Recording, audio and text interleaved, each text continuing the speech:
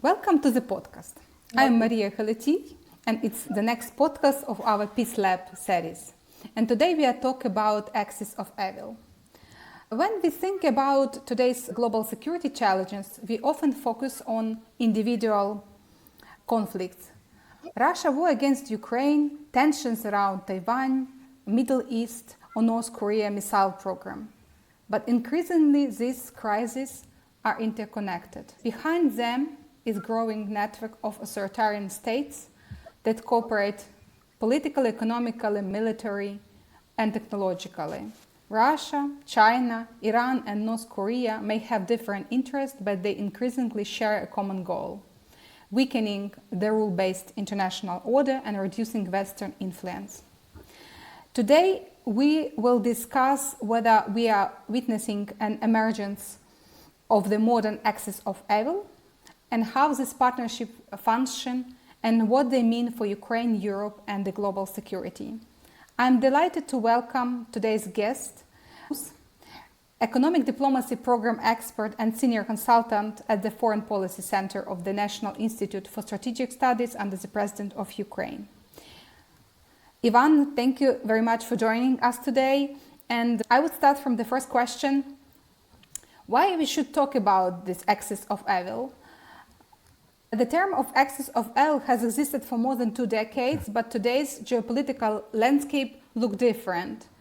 Would you describe Russia, China, Iran, and North Korea as alliances or something more flexible? And how coordinate they today actually? First of all, greetings to you, Maria. Greetings to all our audience, all people who are watching us. Actually, thank you for the invitation. You know, Maria, as for me, axis of evil is something that comes from the Second World War.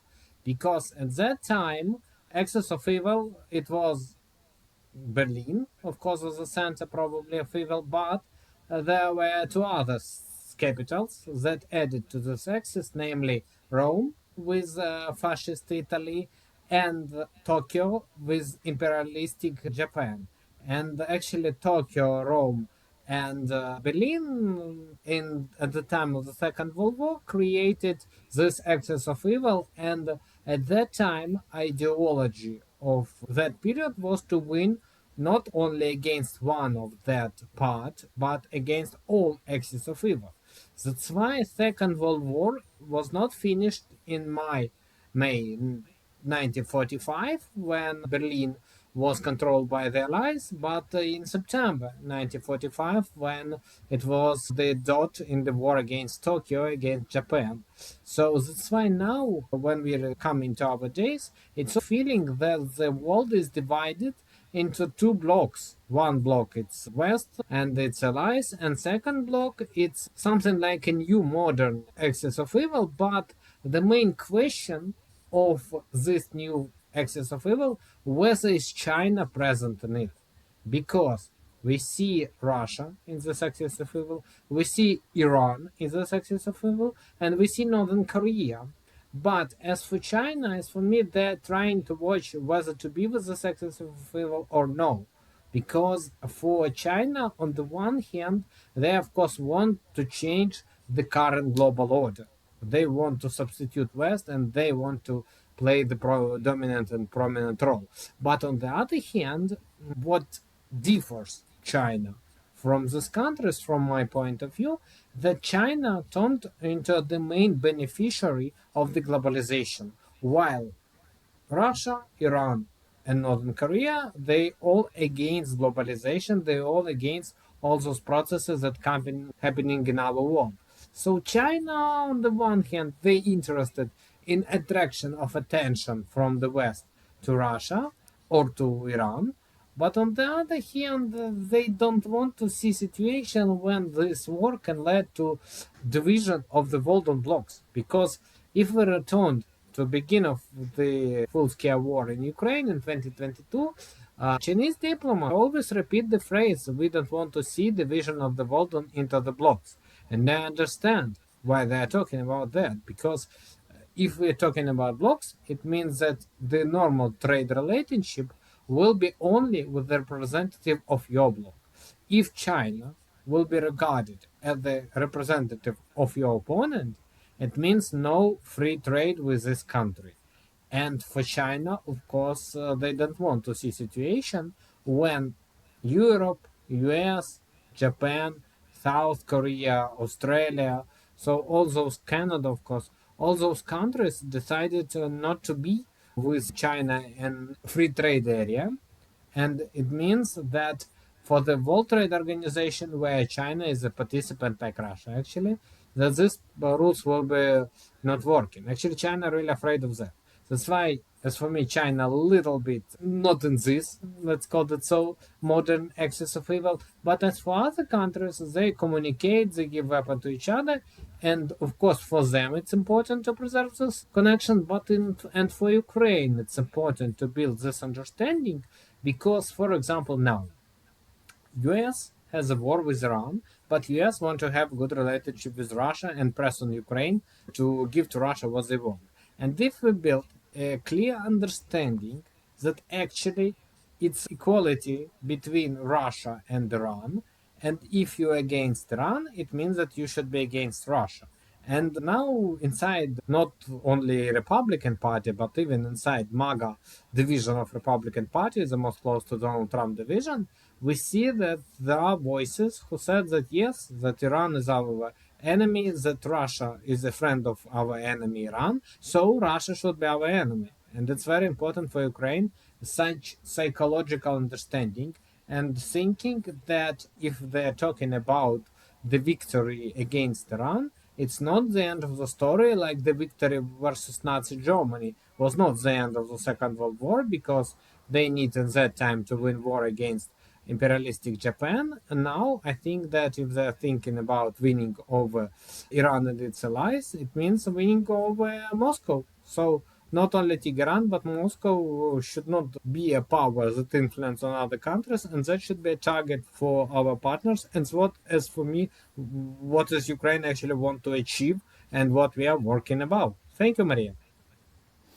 Actually, I agree with you about China. But let's move to economy, because you talk a lot about economy.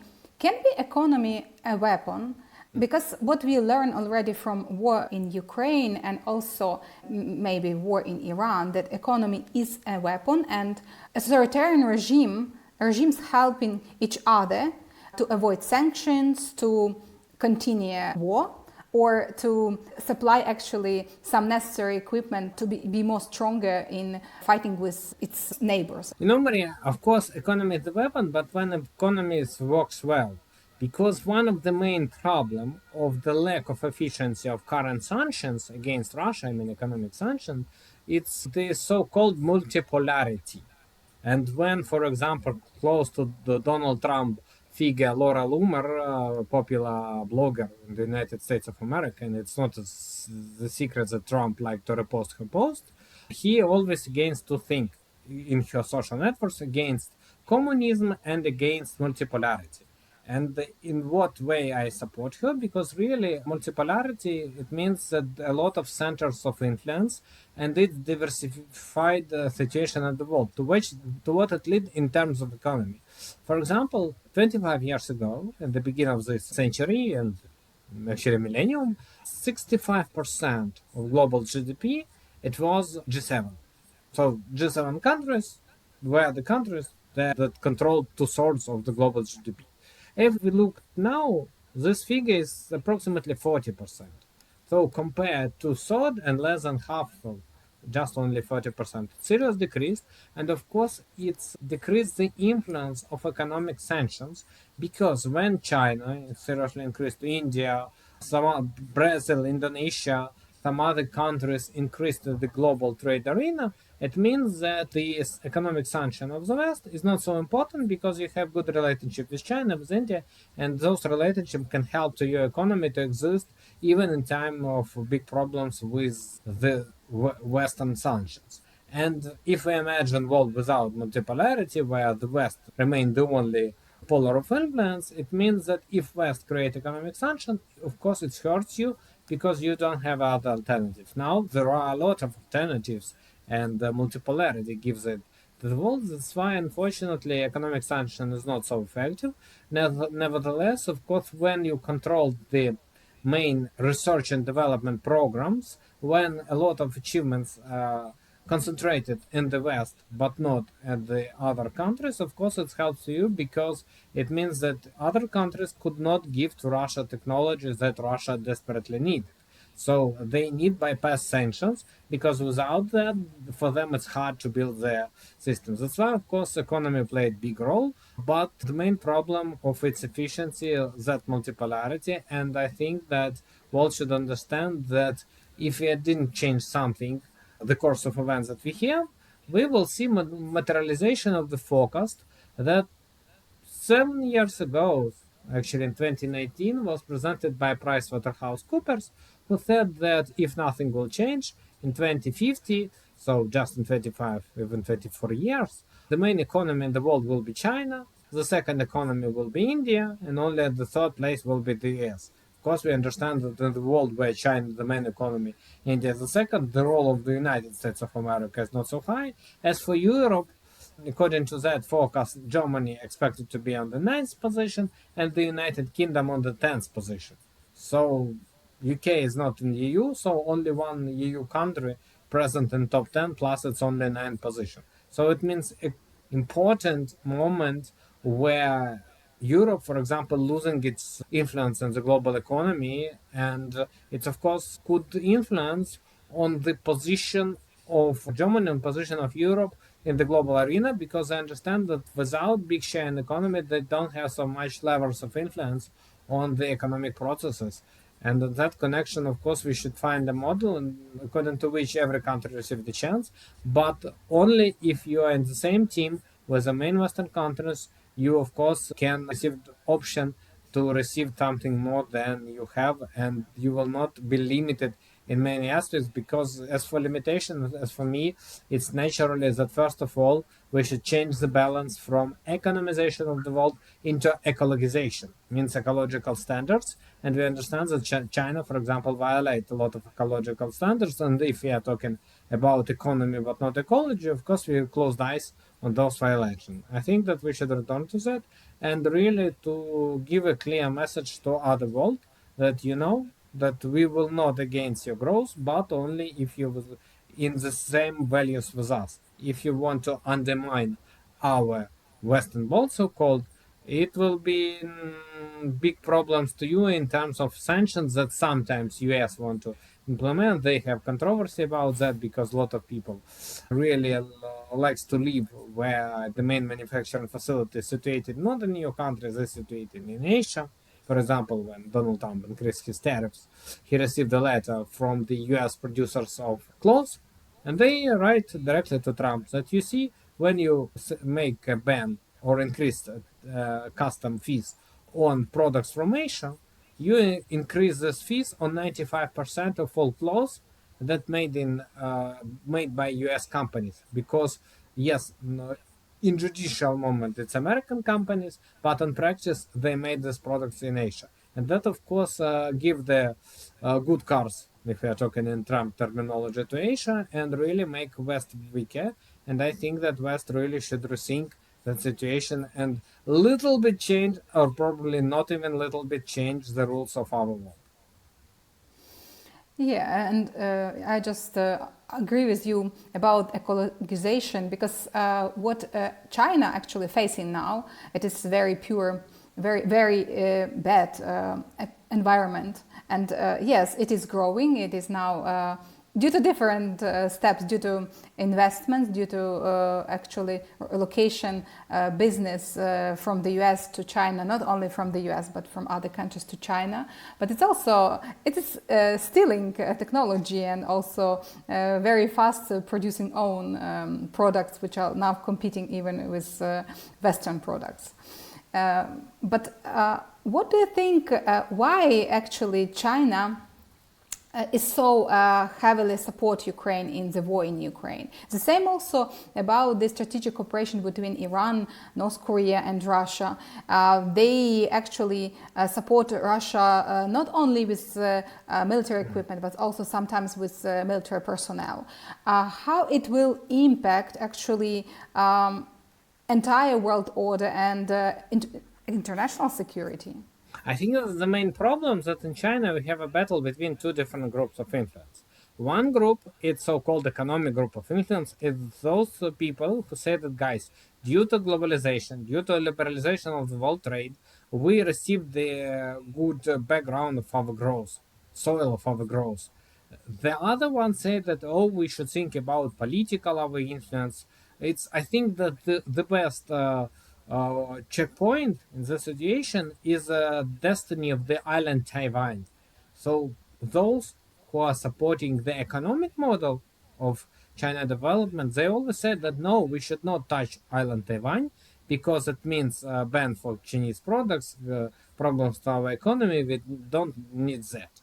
Those who think that China is, in economic terms, is good and strong enough, they said that, oh, let's conquer or return this territory of the island of Taiwan because it's China, and we should, by military way, solve this question.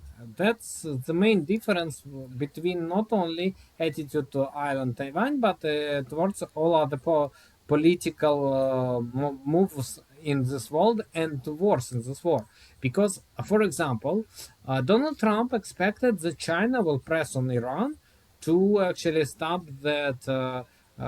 Not even aggression. Aggression was actually from U.S. and Israel towards Iran, but not stop to working on the nuclear weapon because they thought that China need Iranian resources and China don't need those increase of prices in the global arena and those vulnerabilities that happened due to policy of Iran. But Iran, in that moment, decided to play it not according to their economic interests, because the US think that China will think about the economic interest. They start think about their political interest, and political interest is creation of the irritator to the West. I think that if we made the bridge to our war of Russia against Ukraine, it was a very good situation that was described in the actually Hong Kong newspaper, South China Morning Post, according to which the meeting between Wang Yi, the man diplomat of China, he's the secretary of Communist Party in terms of foreign relationship, and the head of EU diplomacy, Kaya Kallas. And actually, Van Yi said to Kaya Kallas that they need the war of Russia against Ukraine long as much as it could because it spread the attention of the US and Europe from China to other things, first of all to that war. So US watching on Russia but not watching on China, and that's of course in interest of China.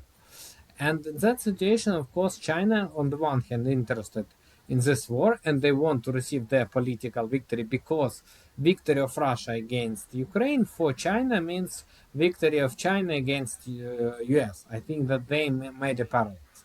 But the other group of influence in China that said that, oh no, that those countries, they like Russia, like Iran, they create problems to our economy.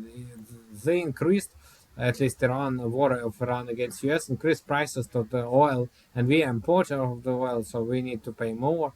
As for war of Russia against Ukraine, China sometimes want to build a good relationship with the EU and make something like an alliance against Donald Trump and his actually customs fees that he want to increase and change the rules and the world trade. But Europe said, okay, we so are not glad of Donald Trump, but on the other hand, we see that you have good relationship with Russia, and we are afraid that Russia attacked us. So probably we could not go on the deal with you because the fact of Russia. And of course, those group of I call them economic group in China, they said that we should not support Russia because it's create economic problems in our country and it don't give to us chance to build a relationship with European Union. So that's why, of course, it's interesting how China will actually influence on these processes. But I think that one of the main things that now, at least in Ukraine, strongly associated with China, it's direct meeting between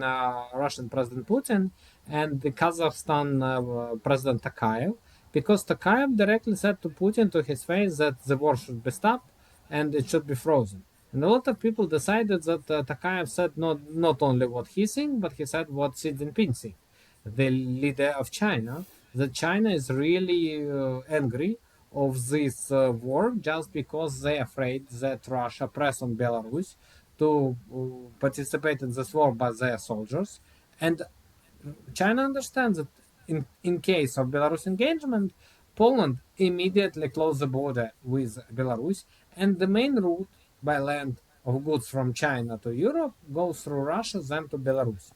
If Belarus could not give its territory to goods for actually for the European Union, for China it will be a big problem. Remember how China was angry when Poland closed its border with Belarus for a short period of time, and they asked them to normalize situation. So they don't want to see a constant closing of this border, and they understand that Russian pressure on Belarus can lead to that.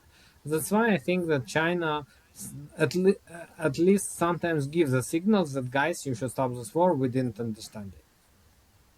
Yeah, it looks like that everyone understands that trade is very important except Yes. Putin. Putin is fighting for something else, not for trade, not for economy, but just for some ambitions. And even sometimes it's weird because we see the territories which he occupied, and these territories became before places where it was possible to produce something. Now it's like territories which only you have to rebuild and fund. But yeah, it's complicated. It's something in the head of Putin, and we can't judge it. I would turn to the Ukraine again, and also to the international order. War in Ukraine perceived that it is example for the next conflict. Like how it will be resolved, it will serve as a precedent for shaping international order, or for shaping international order. Do you think that if, for example, Russia succeed at least something in Ukraine, it will give a signal to authoritarian regimes and also to China, for example, in terms of Taiwan, or it will be just a story related to Ukraine and Russia? I wasn't sure that it influenced on the global trade rules, not only trade, but actually global rules, because it's like a battle between, as I said before, two systems. Now it's like a modern axis of evil that we mentioned, and if we a little bit return to the 2022, the start of the war in Ukraine, at that time, Deputy Prime Minister of Canada, Chrystia Freeland, she said a very good phrase. That is the only third example in the world history when there is a clear battle between good and evil.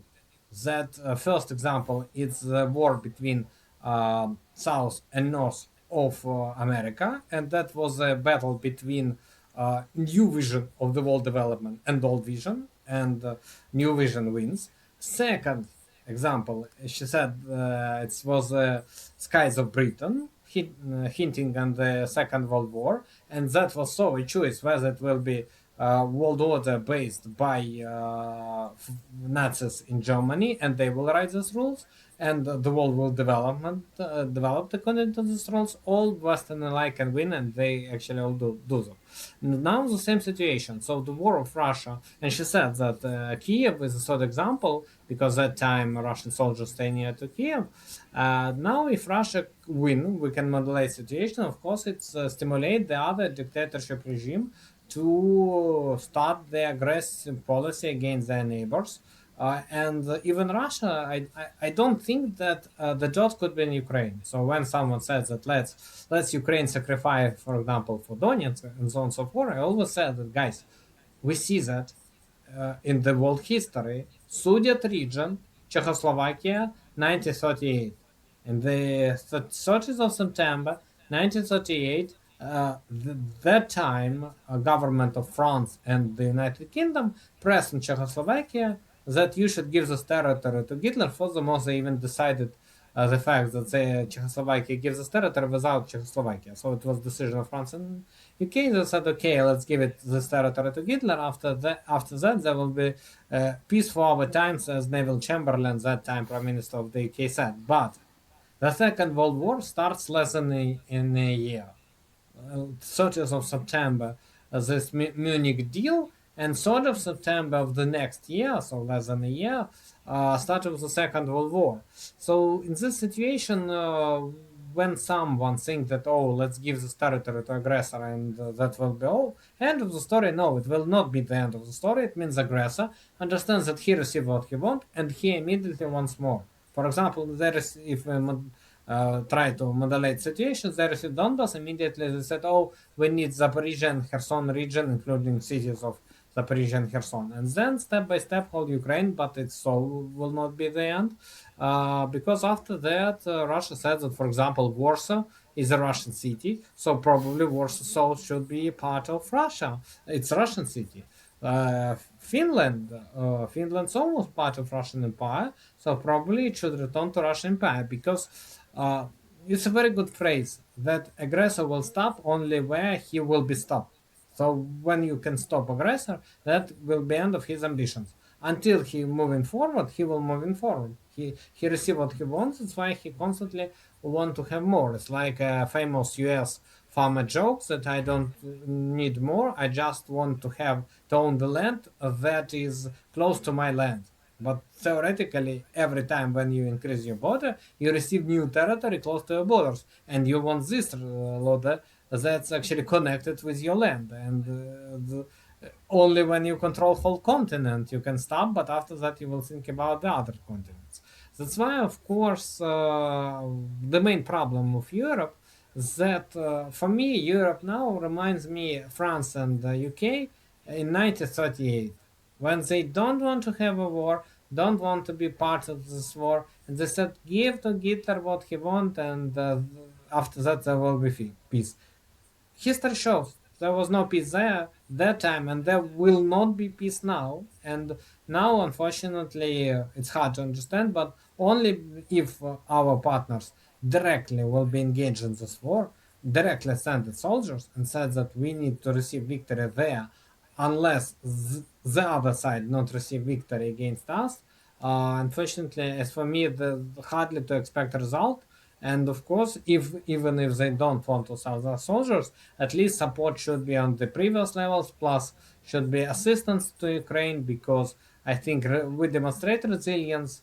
And now, especially at the fifth year of full-scale war, when the war turned into classical war of attrition, war of economies, I think that this support of economy should take place, because it will be a big signal to Russia that while trying to annex Ukraine, you can lose your economy. If you're losing your economy, for you it will be very hard to be in this war. I always remind about the First World War. No one attacked Berlin. No one attacked Germany. But Germany lost First World War. But there was no military action in the Germany territory because economy was not ready. The same situation is for me now. So if Russian economy will not be ready to be in this war, and the Institute of Study of War, for example, a year ago, right, that Russia could not at the same moment think about the economy being this war, I think that for Russia it could be collapse. And even if Russia will not stop, I think that the collapse of the economy can make the dot in the Russian aggression against Ukraine. I agree that evil should be punished. But if we can look ahead, what is your prediction? What will happen in the next, for example, in next year and in the next 5-10 years, taking into account these developments which we observe now? Look, much will depends on the duration of this war. So if war continues, I understand, then quite possible that it could be even next 5 years. I'm not sure that it will be in 5 years, just because I believe that Russian economy collapsed before that. Because they have big problems, they have big budget deficit. Till the end of this year, the war will go on. As for next year, especially 2028, I'm not sure. Nevertheless, making prediction, of course, it's a good joke that it's easier to give prediction for next 100 years than to give prediction for next 10 years. Because in 10 years, you will see whether you was right or wrong. In 100 years, hardly someone say to you that you was wrong, because when you in 100 years, hardly you will be actually in this world. And that's why I accused you that you say something wrong will be very hard. Nevertheless, my prediction that actually the war will last at least 2 years. till 2028 approximately. But then it will be collapsed Russian economy, after which Ukraine can return its territory, and then will be interesting process of first of all rebuild Ukraine, and with this project that we have, and we have the project rebuild Ukraine actually since May 2022. European Union adopted, but sometimes we forgot about it. Nevertheless, the task number one will be return to normal life, and of course European integration, because I think that now Ukraine demonstrated the fact that it's interesting for at least NATO. I am sure that we will be in NATO. After that, quite possible that we will be in EU. Not immediately, but when former president of European Council, as I remember, Charles Michel, said that 2030 will be next year, sorry, next serious expenditure of the European Union. I think it will be not 2030, 2033, because it will be the last year of current European Union budget. And before the new budget in 2034, I think that new members will be there. Furthermore, in case of Ukrainian victory, and of course I expect that, I think that European integration of Ukraine will goes beyond the not only Moldova integration to Europe, but Belarus integration to European Union too. Because when we build this Lublin triangle, Poland, Lithuania, and Ukraine, all of a sudden, guys, we forgot about the fourth corner of this figure. It should be not triangle, it should be square. And square actually is Belarus, because Belarus, of course, should be in Europe. And I think that one of the results of Ukrainian victory actually in this war, or collapse of Russia, I think that even it will not be Ukrainian victory, it will be collapse of Russian economy that led to the end of this war. I think that it will be both Ukrainian and Belarus integration to European Union, and then we will try to find our place in this EU. It will be agriculture, as we see now, but then military actually area, because Ukraine so achieved good results. So we will see. Thank you. Thank you. Actually, I think we covered all questions, and thank you for this very meaningful conversation. Today's conversation remind us about security, and the security is not longer defined only by armed conflicts or weapons, but it's also about economy, about financial systems, critical technologies, and cooperation. Understanding these dynamics is essential not only for policymakers, but for every citizen concerned about democracy, security, and future of the international order. Ivan, thank you very much again for your experience and for this conversation. And thank you for joining us today. I'm Maria Haleti, and until next time, let's continue exploring the ideas and challenges shaping Ukraine, Europe, and the world.